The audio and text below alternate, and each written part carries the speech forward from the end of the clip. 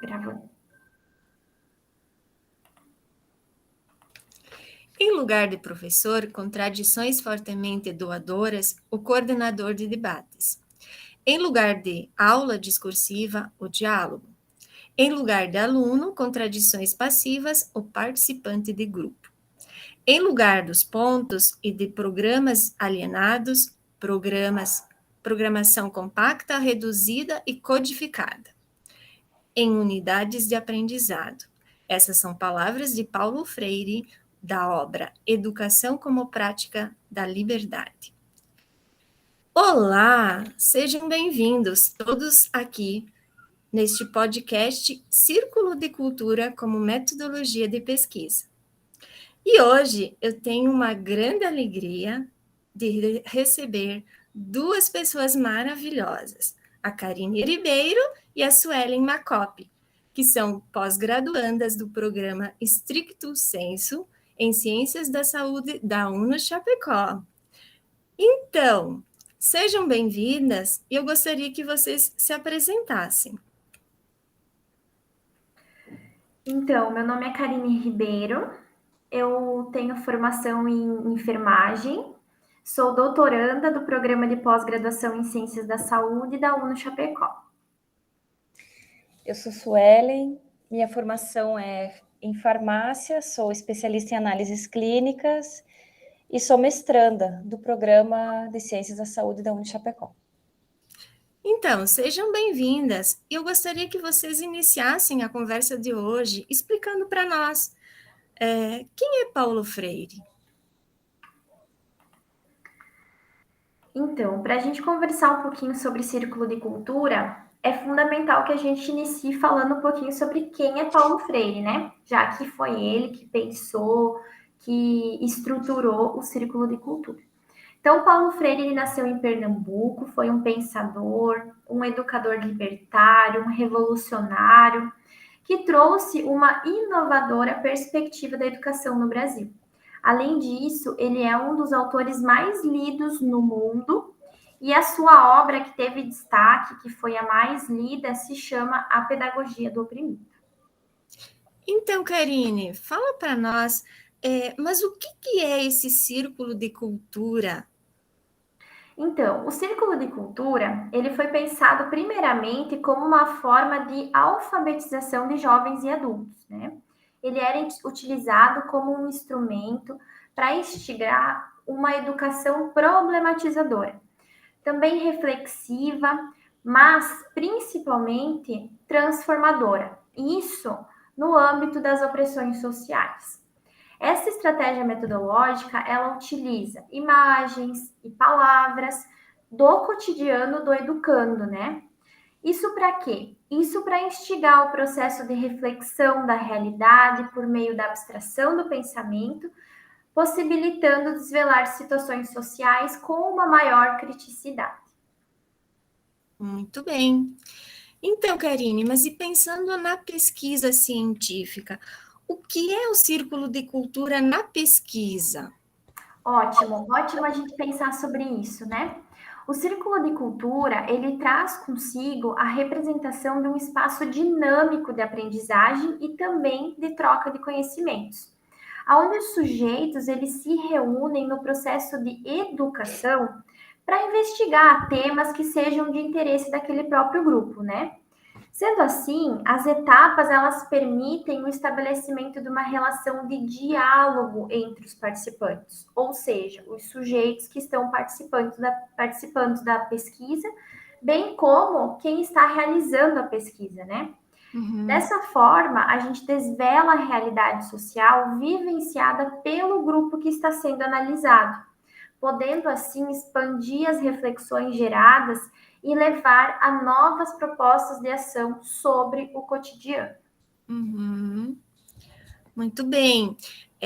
O círculo, ele faz com que os participantes e o pesquisador acabam interagindo ali no processo. Seria isso, mais ou menos? Isso.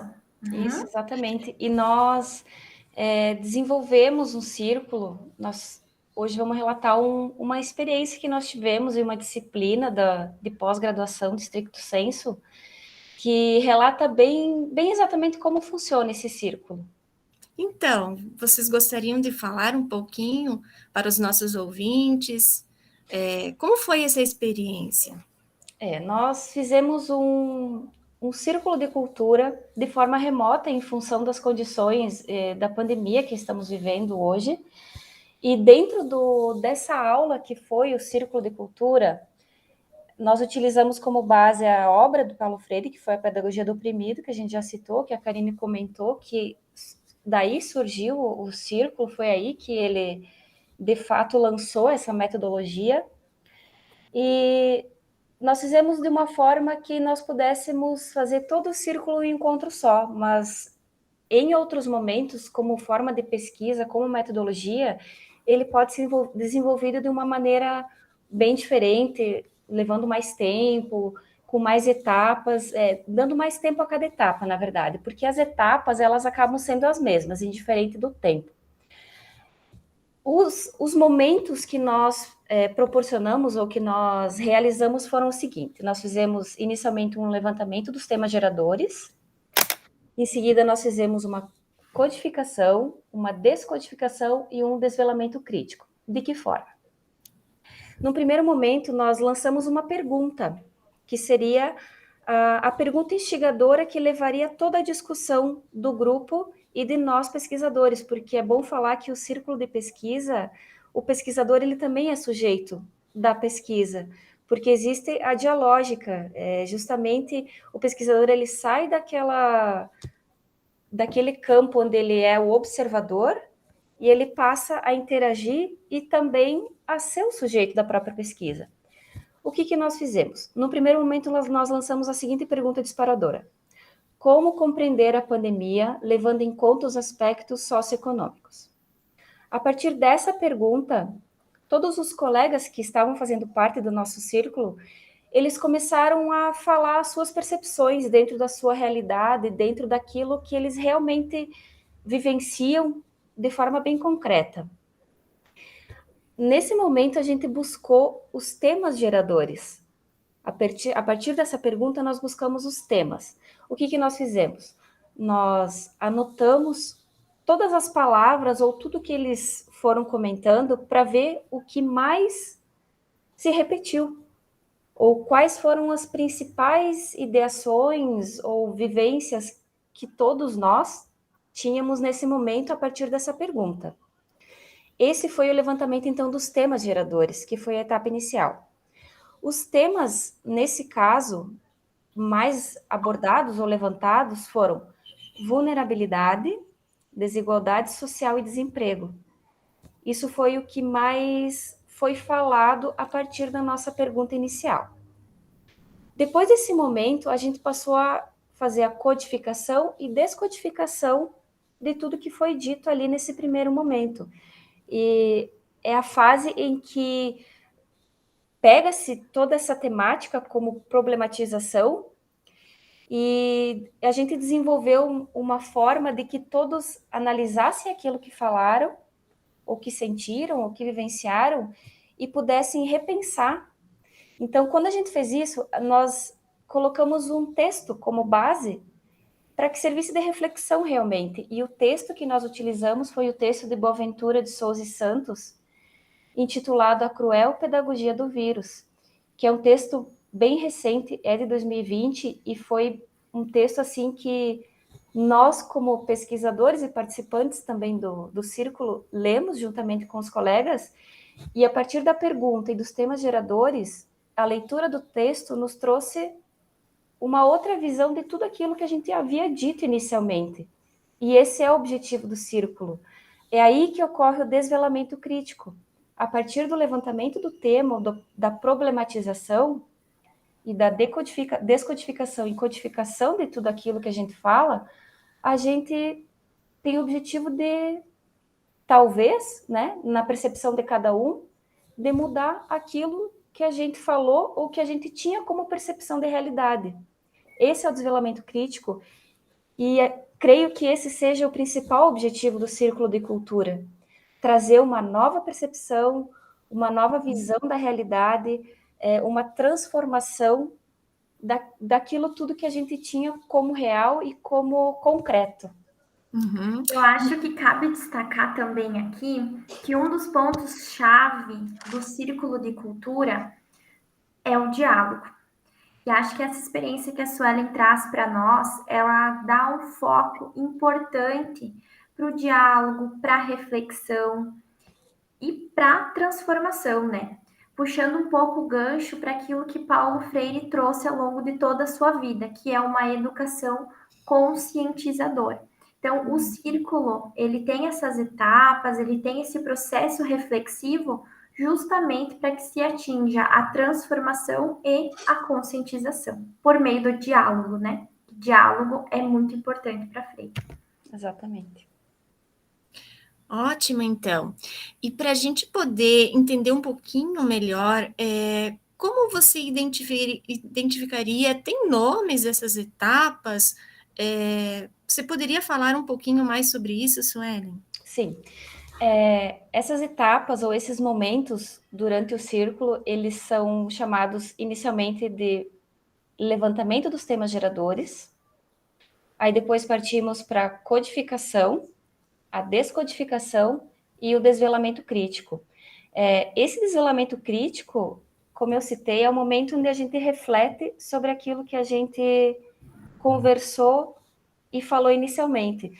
Na nossa experiência, nesse desvelamento crítico, nós geramos uma segunda pergunta para que todos pudessem refletir realmente sobre aquilo que foi falado.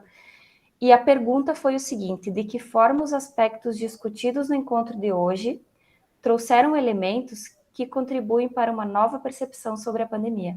Então, a pergunta, ela relata exatamente tudo que foi o círculo. Nós iniciamos um tema problematizador, uma etapa inicial de tema, pegamos os principais problemas levantados e como tudo isso me traz, ou que elementos tudo isso me traz para que eu modifique a minha vivência ou a minha realidade. Uhum. Ou até mesmo a minha percepção das coisas. Exatamente. Né? Ótimo. E agora, adentrando dentro do tema que é o foco central do assunto de hoje, né? Pensando na área da saúde, como pesquisa científica, qual que é o potencial do Círculo de Cultura na saúde, como metodologia de pesquisa? Como a Karine falou no começo, o Círculo de Cultura inicialmente ele surgiu como uma forma de educação. Paulo Freire sugeriu esse método para alfabetização realmente. E ele foi sendo modificado e foi evoluindo, tanto que hoje diversos outros autores, eles trazem o nome Círculo de Cultura atrelado a mais duas palavras, que seria Círculo de Cultura investigativo formativo, porque ele também hoje ele tem essa função de investigar e de formar ou transformar, que é o objetivo dele, porque durante o círculo de cultura o que se busca é uma ação, reflexão e mais uma ação. Dentro dessa metodologia, ela já busca fazer a mudança necessária, caso ela venha a ser a necessária, né? Caso se reflita que ela realmente precisa ser mudada. Então, na área de saúde, ela pode ser utilizada como coleta de dados, sim, para pesquisa e extensão, mas ela pode ser utilizada também como um momento já de ação, reflexão e ação, de mudança, de transformação dos envolvidos na pesquisa. Que é a praxis para Freire, né? Ação, reflexão, ação, no sentido de transformação da realidade. Então, ela tem sido, o círculo ele tem sido utilizado no ensino, tem sido utilizado na extensão, tem sido utilizado como educação em saúde, e aqui a gente traz uma outra forma que é como pesquisa, né? Também como coleta de dados. Então, é um instrumento, é uma estratégia de coletas bastante pertinente, bastante importante e que pode ser divulgado, expandido, né, a novos horizontes. Ela tem crescido bastante como Uhum. metodologia de pesquisa. Até então, ela era bastante utilizada no âmbito da educação, alfabetização, nas escolas, no sentido de ter uma educação mais crítica e reflexiva mesmo. Mas agora, no âmbito da pesquisa, ela tem sido bastante utilizada por tirar o pesquisador daquele patamar diferenciado e colocar ele juntamente na pesquisa como sujeito, para que ele possa não intervir, mas para que ele possa interagir e também ser o sujeito da sua própria pesquisa juntamente com os demais. Ótimo, é isso aí. E também saiu um pouquinho da educação, da pedagogia e veio mais para a área da saúde, né? Que é onde Paulo Freire às vezes é pouco conhecido.